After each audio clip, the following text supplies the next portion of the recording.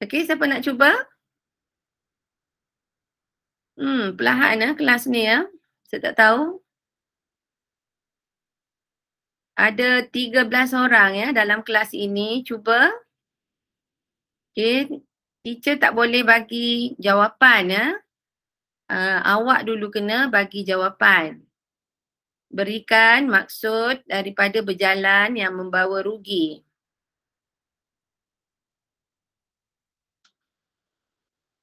Kelas 13 orang. Cuba jawab. Kita 45 minit kita duduk nombor 1 ni je kalau awak tak jawab Pergerakan kita perlu dijaga. Okey, ni siapa ni? Tan Yimo. Stop loss tepat pada masanya. Stop loss tepat pada masanya. Apa tu? Membuang masa. Zrin Shifena. Membuang masa. Okey, perkataan daripada berjalan yang membawa rugi. Maksud dia apa? Hendaklah pelihara kaki daripada berjalan yang membawa rugi. Maksudnya, berjalan ke tempat-tempat yang membawa kepada kerosakan. Maknanya awak pergi tempat-tempat yang tidak berfaedah. Tempat-tempat yang boleh membawa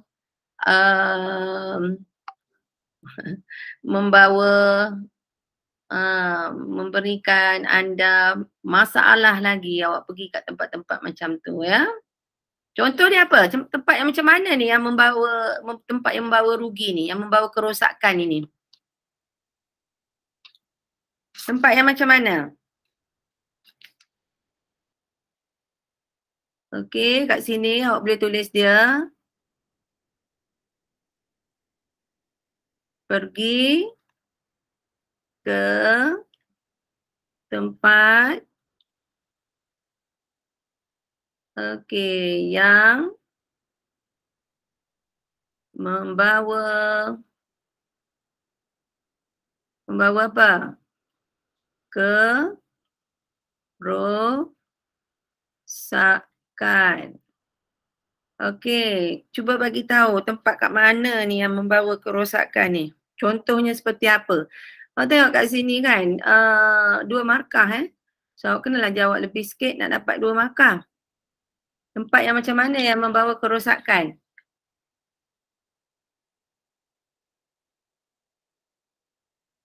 Pergerakan kita perlu dijaga. Pusat cyber kalau awak pergi untuk buat kerja-kerja sekolah ataupun buat kerja-kerja yang membawa kebaikan tak ada masalah. Tetapi sekiranya pergi ke pusat cyber, pergi main game, ataupun akses laman sesawang yang tidak memberi faedah, itu adalah membawa kerugian, membawa kerosakan. Lagi selain daripada tu, pergi mana lagi? Pusat cyber ni ada 2 ya. Kebaikan ada, keburukan pun ada. Okey. Pergi ke tempat yang membawa kerosakan yang lain, contoh pergi tempat maksiat, betul tak? Pergi tempat-tempat hiburan, tempat-tempat maksiat lah, contoh kan. Tempat-tempat yang tidak memberi kebaikan kepada awak ya. Bahkan membawa kerosakan. Kerosakan sebenarnya kalau awak bagi definisi banyak kerosakan. Okey, membuatkan anda contoh pergi ikut kawan. Contoh ni, saya bagi contoh. Pergi isap dadah ke, betul tak? Pergi ikut kawan, pergi minum arak ke, contoh. Ataupun lain-lain ya. Itu membawa kerosakan pada diri sendiri. Kalau pergi ikut kawan isap dadah, awak lah yang orang itu sendirilah yang akan menanggung dia punya kesan buruk dia ya. Okey. Kita pergi pada yang kedua, berdasarkan semua bahan, nyatakan nasihat-nasihat berguna yang dapat dijadikan panduan kepada mereka. Berdasarkan semua bahan, nyatakan nasihat-nasihat berguna. Okey, kita pergi pada bahan 1 dulu. Apakah nasihat berguna pada bahan 1? Yang mana? Okey, cuba tengok satu persatu. Apa dia nasihat yang berguna? Ni mungkin baca. Bacalah buku selalu. Ya, bagus. Bacalah buku selalu. Ini nasihat yang berguna. Lagi? Pilihlah kawan yang mulia hati. Okey. Pilihlah kawan yang mulia hati. Bagus. Ini pun boleh ya. Kukuhkan diri dengan ilmu. Macam mana nak kukuhkan diri dengan ilmu? Awak rasa? Nak jadi baca orang buku. ya, banyak membaca. Membaca tu tak semestinya buku. Banyak bahan yang boleh baca. Mungkin sekarang zaman internet boleh baca bahan-bahan yang ada dalam contoh dalam YouTube. Boleh akses ilmu-ilmu baru. Ya, belajar benda-benda baru. Itu pun ilmu juga. Okey, lagi? Saya rasa kat sini pun boleh. Tolak kawan pementing diri. Kawan yang mempunyai perangai yang tak bagus, jangan ikut. Lagi? Tu. Pilihlah kawan yang punya petunjuk. Apa maksud kawan yang punya petunjuk? Boleh tak awak bagi tahu saya? Kawan yang ajak kita kepada kebaikan. Betul. Kawan yang mengajak kita kepada kebaikan. Kawan yang mempunyai matlamat, mempunyai kita kata cita-cita yang bagus untuk masa depan, matlamat yang bagus, ya, boleh? So kalau kita berkawan dengan orang-orang yang bagus, kita dengan sendirinya juga akan menjadi orang yang baik-baik ya. Ni lagi ya, tolaklah kawan yang bertabiat buruk. Perangai buruk, cara bercakap buruk, hati busuk, contoh contoh. Kalau awak tahu kawan-kawan jenis macam tu, tak perlulah didekati. Boleh berkawan-berkawan, tegur-tegur boleh, jangan sombong. Cuma kita tak boleh ikut mereka lah. Lagi apa?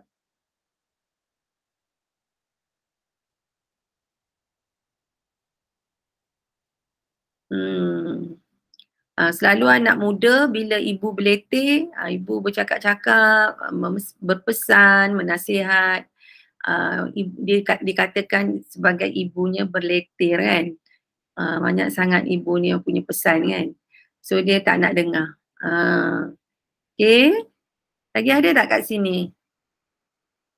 Apa ni? Jangan biarkan kepala berkutu, carilah ubat jerawat batu. Apa tu?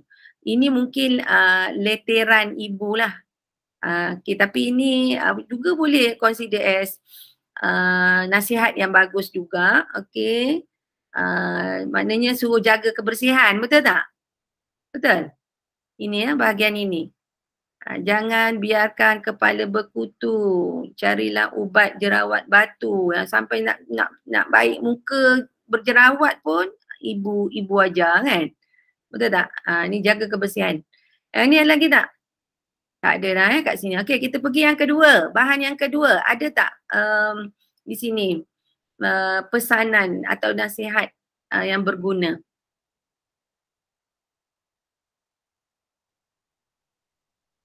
Apa dia? Siapa nak cuba?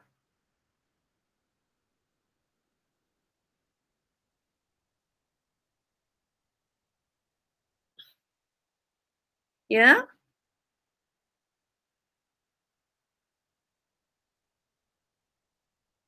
Ini mungkin, ini dalam bentuk pertanyaan, tidak inginkah kau membantu keluargamu dan kaummu? Okey. Line yang kedua ada pesanan yang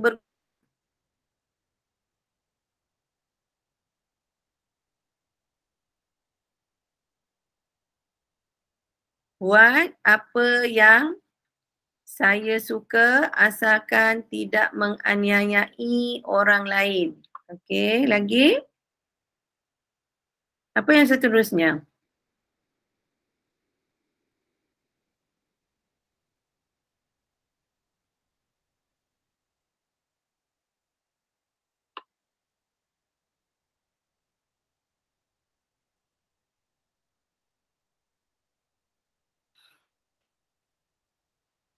Ya, siapa nak cuba? Di sini berpesan tentang pelajaran. Awak tengok kan kat sini ya, tentang pelajaran. Jika ada pelajaran, boleh dapat pekerjaan yang lebih besar. Maksudnya dengan pelajaran, pelbagai perkara boleh segala cita-cita dapat direalisasikan, dapat pekerjaan yang lebih besar, jadi pegawai, jadi ahli parlimen dan sebagainya. Okey.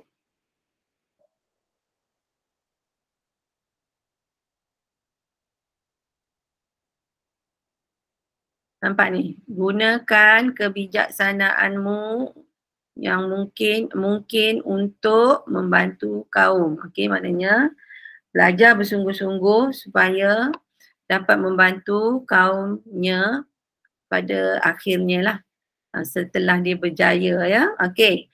So, kita pergi pada gurindam. Apa yang kat sini kebaikan ataupun nasihat yang berguna?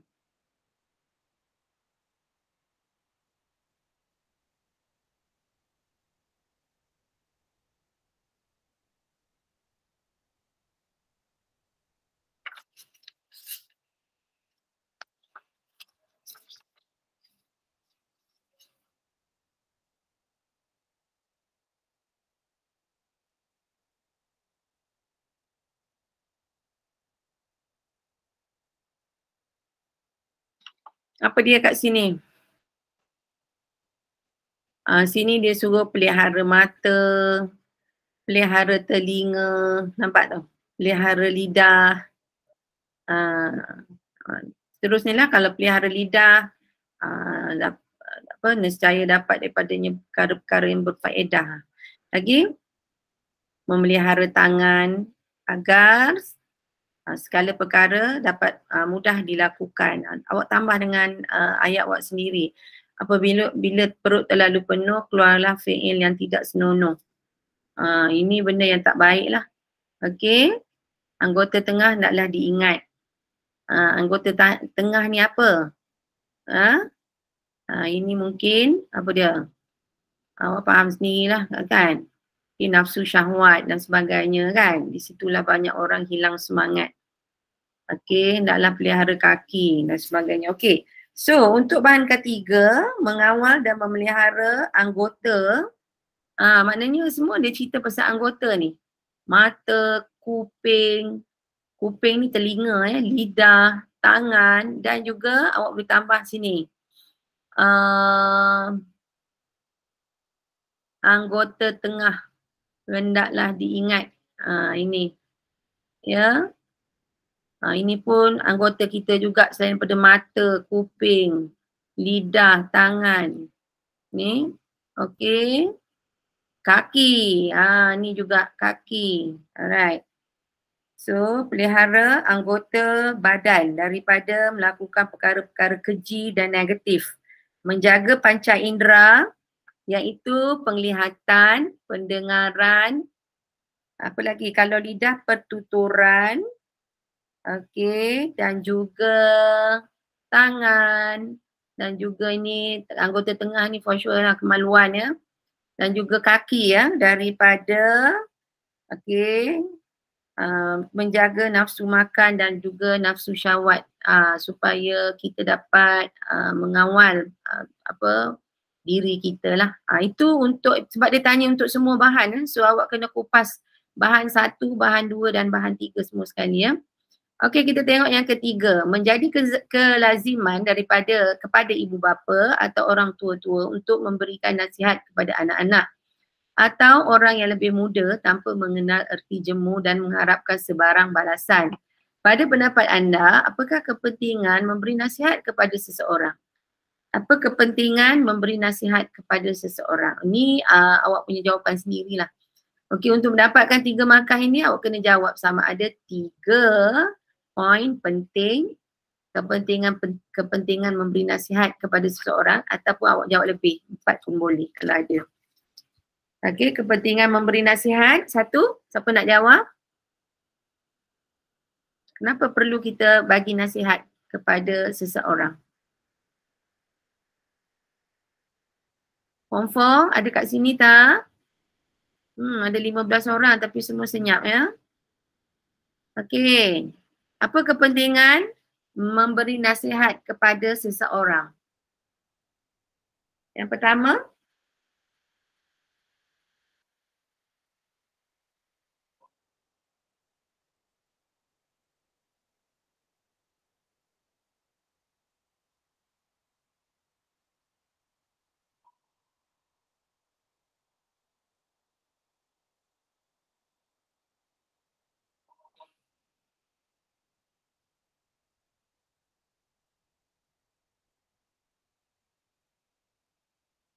okey, apa kepentingan kita memberi nasihat kepada seseorang? Yang pertama, apa?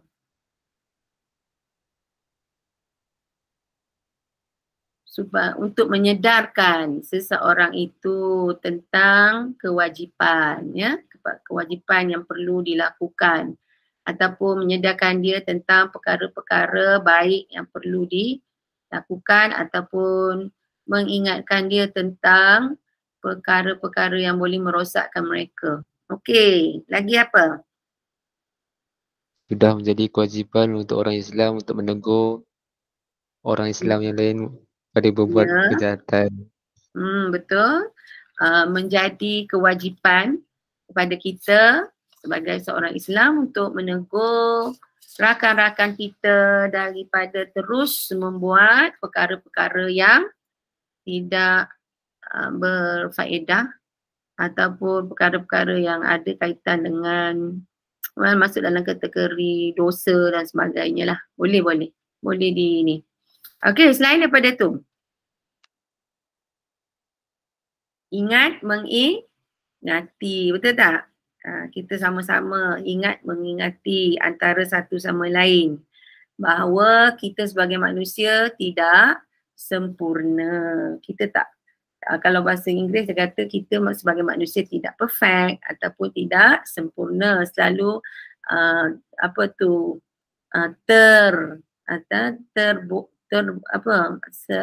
secara tidak sengaja melakukan perkara-perkara yang tidak baik. Ya. Okey, so kita mengingatkan kawan-kawan kita ya. Okey, selain pada itu memberi kesedaran kepada penerima nasihat agar kembali ke pangkal jalan. Yang ni bagus ya. Sekiranya kita melihat rakan-rakan kita ataupun orang-orang yang kita kenali melakukan perkara-perkara yang tidak baik, kita mesti cepat-cepat menegur mereka. Okey, tentang keburukan lah perbuatan tersebut. Okey. Selain daripada itu, mewujudkan masyarakat yang prihatin dan penyayang. Kita tidak membiarkan orang-orang di sekitar kita terus menerus melakukan perkara-perkara yang merosakkan mereka. Okey ya? Alright, bagus. Dan nombor 4, sebagai sahabat dan pembimbing rakan sebaya, bagaimanakah anda dapat membantu mengatasi masalah? Okey, saya kena baca ni. Anda merupakan pembimbing rakan sebaya di sekolah. Sejak akhir-akhir ini anda mendapati seorang daripada rakan sekelas anda kerap tidak hadir ke sekolah. Situasi ini amat menggusarkan anda kerana rakan sekelas anda yang bermasalah ini merupakan murid yang sangat berpotensi untuk memperolehi keputusan yang baik dalam peperiksaan. So, bagaimana anda dapat membantu untuk mengatasi masalah ini? Apa awak perlu buat? Rakan yang bagus tiba-tiba tak hadir sekolah. Ya. Tanya masalah dia. Mungkin awak pergi cari kawan tersebut dan bertanyakan tentang mungkin ada masalah yang mereka sedang hadapi. Alright? Dan cuba membantu mereka. Okay? Menasihati dan sebagainya. Selain daripada itu, bertanya kepadanya sebab-sebab. Okey, yang first ni, mendampinginya dengan sopan dan mesra. Jangan pergi marah kawan tu kan. Mungkin dia ada masalah. So awak pergi kat dia dengan cara yang baik, tegur dengan cara yang lebih mesra dan mungkin bertanya tentang apa dia perkara yang yang sedang dialami oleh dia dengan cara yang baik lah. Okey. Bertanya kepadanya sebab-sebab dia kerap tidak hadir ke sekolah. Okey, secara berhemah. Cara berhemah tu lah. Okey, jangan marah, jangan menuduh, jangan buat perkara-perkara yang boleh membuatkan rakan tu lagi sedih ataupun dan sebagainya lah. Menyatakan rasional dia perlu hadir ke sekolah dan kerugian yang dia hadapinya jika dia gagal dalam peperiksaan untuk masa hadapan. Okey, lagi apa awak rasa? Saya bagi jawapan pada awak ni. Lagi apa? Selain daripada awak sendiri yang pergi, apa lagi awak perlu buat? Kat sekolah ada cikgu kaunselor tak? Ada. Ha? Ada. Tak ada? Ada. Ada, mesti ada punya. Cikgu kaunselor kan, tugas cikgu kaunselor ialah membantu murid-murid yang mempunyai masalah. So kat sini mungkin anda boleh pergi berjumpa dengan, selain daripada cikgu kaunselor, awak boleh jumpa guru kelas. Dan juga guru kaunselor tersebut untuk menasihati pelajar tadi lah. Bagus. Awak punya ni jawapan. Jawab lebih sikit lah ya. Jawab lebih sikit supaya awak dapat 4 markah penuh ya. Ini 4 markah ni 4 poin ya. Kalau takut salah satu salah, mungkin awak boleh jawab 5 poin kat situ. Ya. Alright, sekarang pukul berapa? 47. Kita ada lebih kurang 15 minit lagi. Saya akan pergi kepada lagi bahan tambahan ya. Masa ada lagi lebih kurang 13 minit. Cuba tengok. Saya bawa perhatian awak kepada soalan B.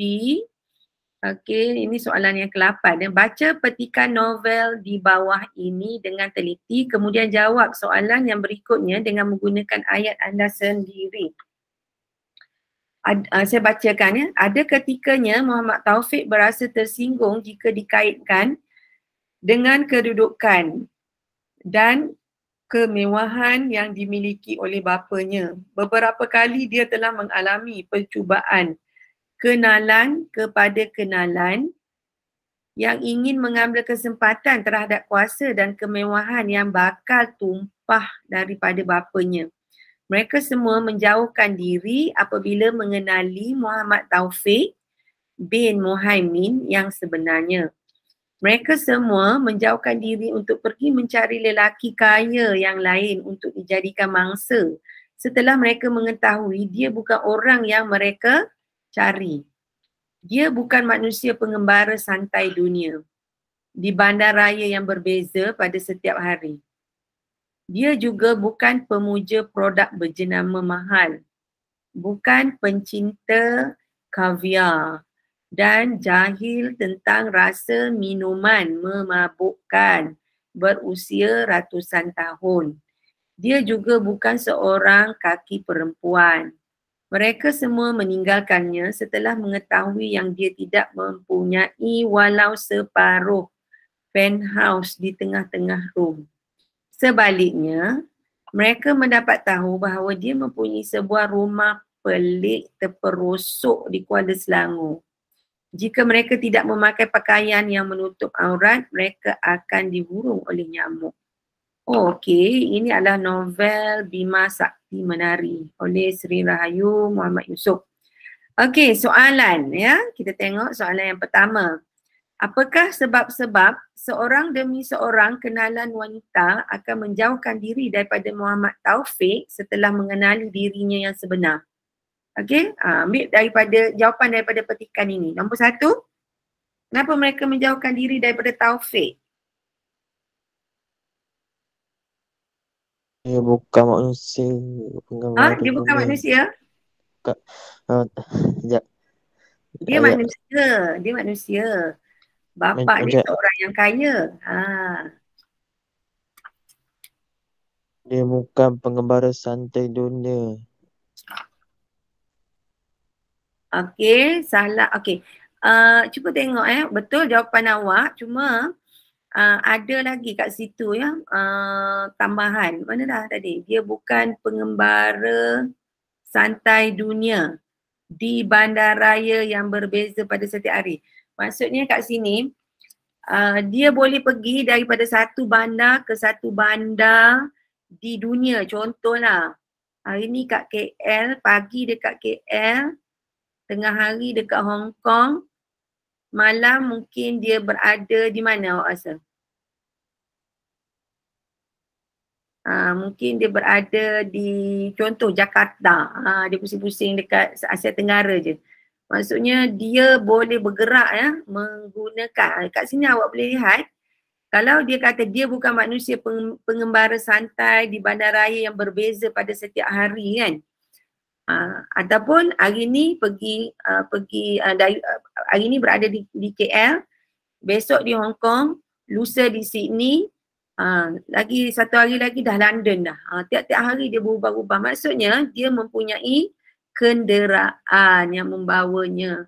So awak ingat kenderaan apa tu yang boleh bawa dia ke sana kemari begitu cepat ya? Maksud dia apa? Teka? Halo, cuba teka. Dia naik kapal terbang. Ya, betul. Dia mempunyai dia bukan naik kapal terbang biasa ni, dia naik jet. Awak tahu tak? Dia bukan naik kapal terbang biasa. Bukan MAS. Okay, dia naik jet persendirian. Maksud kaya lah ni. Kan? Dia bukan manusia biasa. Kejap Okay. Awak boleh tengok di sini. Kejap saya besarkan dia punya ni, page ni. Okay, jauhkan diri daripada lelaki ini setelah mereka mulai. Dia bukan yang mereka cari, dia bukan manusia pengembara santai di bandaraya yang berbeza pada setiap hari. Ni dia naik jet lah ni. Maknanya dia kaya lah, dia ada jet. Maknanya dia orang ingat, dia ni tak ada jet lah, dia bukan kaya lah. Lagi apa? Bukan pemuja produk berjenama mahal. Maksudnya pakaian dia bukan pakaian yang mahal-mahal, berjenama. Lagi apa? Bukan pencinta kaviar. Betul. Bukan pencinta kaviar. Lagi? Kaviar tu apa awak rasa kaviar? Haiwan? Haiwan? No. Kau tak tahu lah. Tak apa. Salah tak apa. Kaviar apa? Cerut. Cerut yang mahal.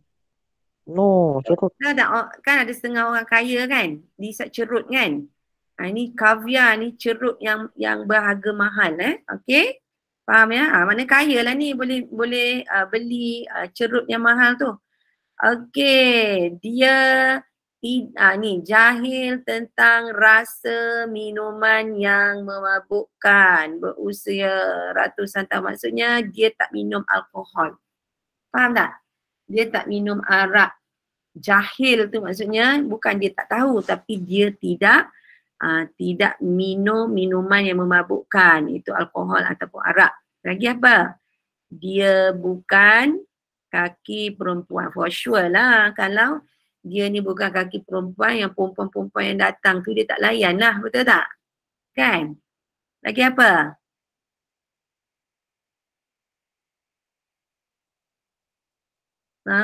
Dia tidak mempunyai apa ni? Separuh penthouse. Walau separuh penthouse di tengah-tengah quarter room. Maksudnya dia tak ada rumah pun dekat bandar-bandar besar tu. Dia orang ni semua nak melekat tu sebab duk cari, duk kejar-kejar dia tu sebab dia perempuan-perempuan ini ataupun kita tak tahulah orang-orang yang mengambil kesempatan ni dia cari orang kaya untuk untuk mengambil kesempatan ke atasnya. Okay, apa yang dia ada ialah apa? Okay, awak boleh listkanlah semua ni ya. Cuma bila awak baca pengembara santai di bandaraya berbeza setiap hari ni, saya rasa kat sini awak boleh kupas sikit kat sini apa yang dimaksudkannya. Dia tidak memiliki kapal terbang ataupun jet untuk pergi ke sana kemari, mengubah bandaraya setiap hari ya, sebagai destinasi dia. Awak boleh gunakan ayat awak sendiri ya. Jangan ambil buta-buta. Awak boleh tulis ni dulu, lepas tu awak huraikan. Kalau bukan pemuja produk berjenama mahal, maknanya dia tidak memakai pakaian-pakaian yang berjenama mahal. Okey, awak boleh huraikan lagi. Baru dapat markah penuh ya. Okey, nombor 2. Okey, kita ada 5 minit lagi. Jawab soalan di bawah berdasarkan, berdasarkan novel-novel yang berikut. Okey, saya difahamkan awak baca novel Lieutenant Adnan ya? Betul? Betul. Okey, bagus. Okey, cuba awak tengok sini. Berdasarkan sebuah novel yang anda pelajari, jelaskan faedah yang dapat anda teladani setelah membaca novel tersebut. Apa faedah baca novel Lieutenant Adnan Wirabangsa? Karya Abdul Latif Talib. Apa faedah baca ni? Syukur. Ya?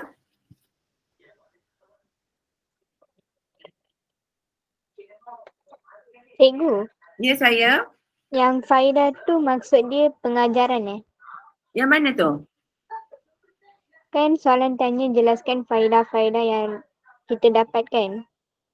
Awak bagi tahu saya soalan yang mana ni? Nombor 2. Soalan nombor 2. Jawab soalan di bawah berdasarkan novel berikut ya. Okey. Jelaskan faedah-faedah yang dapat anda teladani. Maksudnya awak boleh mengambil tauladan daripada beberapa perkara yang baik lah. Maksudnya dalam novel ni. Apa dia?